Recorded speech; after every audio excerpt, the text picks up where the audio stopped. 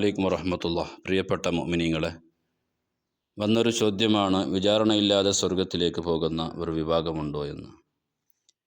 മുഅ്മിനായ മനുഷ്യൻ വിശ്വസിക്കൽ നിർബന്ധമായ കാര്യങ്ങൾപ്പെട്ട ഒന്നാണ് മരണത്തിൻ്റെ ശേഷം ഹിസാബ് ഉണ്ട് എന്നത്. അതായത് എല്ലാവരെയും അല്ലാഹു തആല ചോദ്യത്തിന് വിധേയമാക്കപ്പെടുമെന്നത്.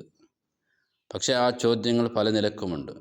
ഹബീബായ തങ്ങൾ പറഞ്ഞു, ഈ രണ്ട് നിലക്കുള്ള ചോദ്യങ്ങളാണ് അള്ളാഹിൻ്റെ കോടതിയിൽ ഉണ്ടാവുക. ഒന്ന് വളരെ എളുപ്പമായ നിലക്ക്, ആ ചോദ്യങ്ങൾ ചോദിച്ചാൽ തന്നെ അതിലേക്ക് മറുപടി പറയാൻ, വ്യക്തമാക്കാൻ ചില ആളുകൾക്ക് സാധിക്കും. അങ്ങനെയുള്ള ഒരു വിഭാഗം, അവരാണ് സ്വാലിഹീങ്ങൾ. മറ്റൊരു വിഭാഗം മൻ നുഖിസ ഫി ഹിസാബിഹി ഫഖദ് ഹലക. തങ്ങൾ പറഞ്ഞു, ഒരാളെ പ്രയാസകരമായ നിലക്ക് ചോദിക്കപ്പെട്ടാൽ, അതായത് അവൻ്റെ എല്ലാ ഡീറ്റെയിൽസും ഒന്നും കുറക്കാണ്ട് അവനോട് ചോദിക്കപ്പെട്ടാൽ അവൻ പരാജയപ്പെട്ടു പോകുമെന്ന്. അള്ളാഹു അവിഭാഗത്തിൽ നിന്ന് നമ്മെ കാക്കുമാറാകട്ടെ.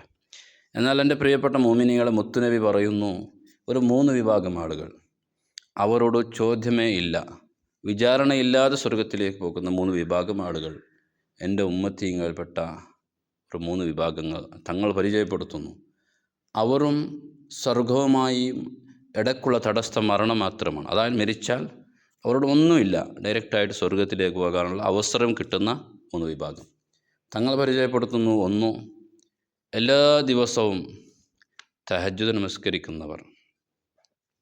തഹജ്ജുദ് എന്ന് പറഞ്ഞാൽ രാത്രി ഇശാ നമസ്കാരത്തിൻ്റെ ശേഷം സുബ്ഹ് ബാങ്കിന് മുമ്പായി ചുരുങ്ങിയത് 2 റക്അത്ത് നിസ്കരിക്കുക. തഹജ്ജുദ് നിയ്യത്തും വെച്ച് ചുരുങ്ങിയത് 2 റക്അത്ത് നിസ്കരിക്കുക. കൂടുതൽ എത്രയും നിസ്കരിക്കാം. ഹബീബായ തങ്ങൾ ഏറ്റവും ഇഷ്ടപ്പെടുന്ന നിസ്കാരമായിരുന്നു തഹജ്ജുദ് നിസ്കാരം. രാത്രിയിൽ നിസ്കരിച്ച് കാലിൽ നീര് കെട്ടുന്നതുവരെ തങ്ങൾ നിസ്കരിക്കുമായിരുന്നു എന്ന് ആയിഷ ബീവി പറയുന്നത് നമുക്ക് കാണാം. ചോദിക്കപ്പെട്ടപ്പോൾ, എന്തിനാ ഇത്ര തങ്ങളെ എല്ലാ ദോഷങ്ങളും അല്ലാഹു പൊരുത്തപ്പെട്ടിട്ടും എന്തിനിത്ര നിസ്കരിക്കുന്നു, പ്രയാസപ്പെടുന്നു എന്ന് ചോദിച്ചപ്പോൾ തങ്ങൾ പറഞ്ഞ മറുപടി, അഫലാകുൻ അബ്ദൻ ഷക്കൂറ, ഞാൻ നന്ദിയുള്ള അടിമയാകണ്ടയോ എന്ന്. അപ്പോൾ തഹജ്ജുദ് നിസ്കാരം എല്ലാ ദിവസവും നിസ്കരിക്കുന്നവർ, അവർക്ക് വിചാരണയില്ലാതെ സ്വർഗത്തിലേക്ക് പോകാൻ സാധിക്കുമെന്നാണ് മുത്തുനബി പറയുന്നത്.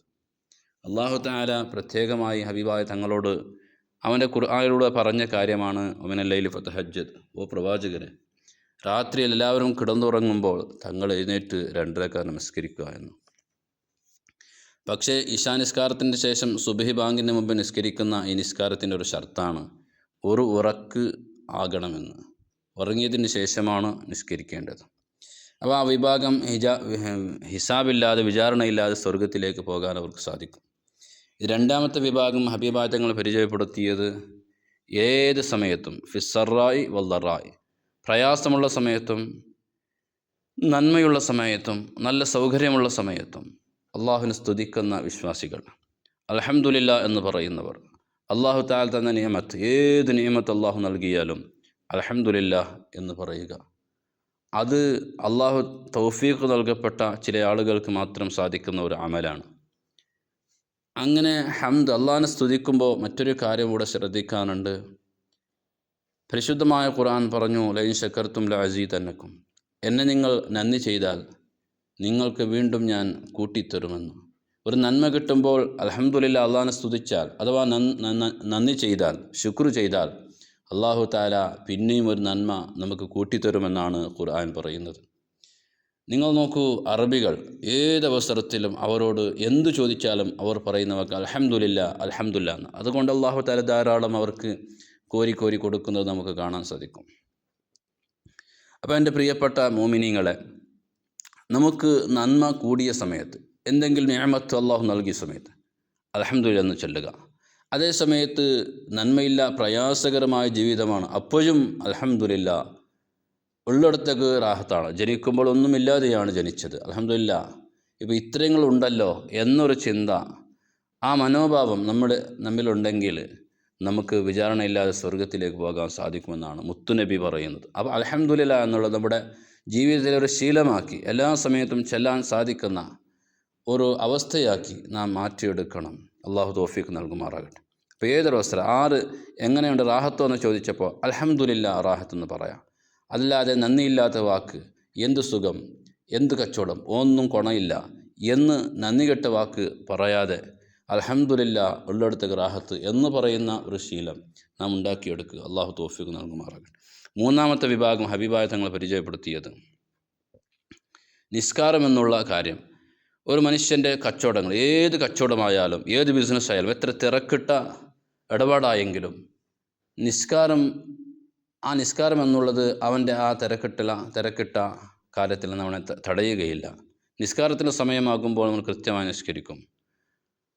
എത്ര ബുദ്ധിമുട്ടുണ്ടെങ്കിലും എത്ര തിരക്കുണ്ടെങ്കിലും നിസ്കാരത്തിൻ്റെ സമയമാകുമ്പോൾ ആ തിരക്കുകളൊക്കെ മാറ്റിവെച്ച് അവൻ നിസ്കരിക്കാൻ പോകും. ഖളാ ആവാണ്ട് സമയമനുസരിച്ച് ബാങ്ക് കൊടുത്താൽ അപ്പോൾ തന്നെ പള്ളിയിൽ പോയി, അഥവാ വീട്ടിൽ നിസ്കരിക്കുന്ന സജ്ജനങ്ങൾ, മോമിനിങ്ങൾ, അത് അള്ളാഹു തൗഫീഖ് നൽകുന്ന ഈമാനുള്ളവർക്ക് മാത്രമേ സാധിക്കുന്ന ഒരു കാര്യമാണ്.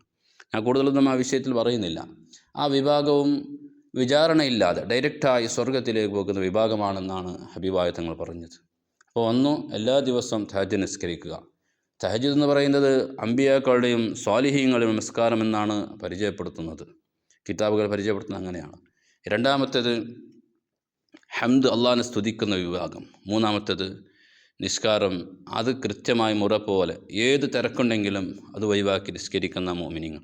ഈ മൂന്ന് വിഭാഗത്തിന് അള്ളാഹു താല വിചാരണയില്ലാതെ സ്വർഗത്തിലേക്ക് പോകാൻ അള്ളാഹു താല തൗഫീഖ് നൽകും, അവസരം ഉണ്ടാക്കി കൊടുക്കുമെന്ന് ഹബീബായ തങ്ങൾ പറയുന്നു. അള്ളാഹു ആ വിഭാഗങ്ങളിൽ നമ്മേവരെയും പെടുത്തുമാറാകട്ടെ. അസ്സലാമു അലൈക്കും വറഹ്മത്തുള്ളാഹി.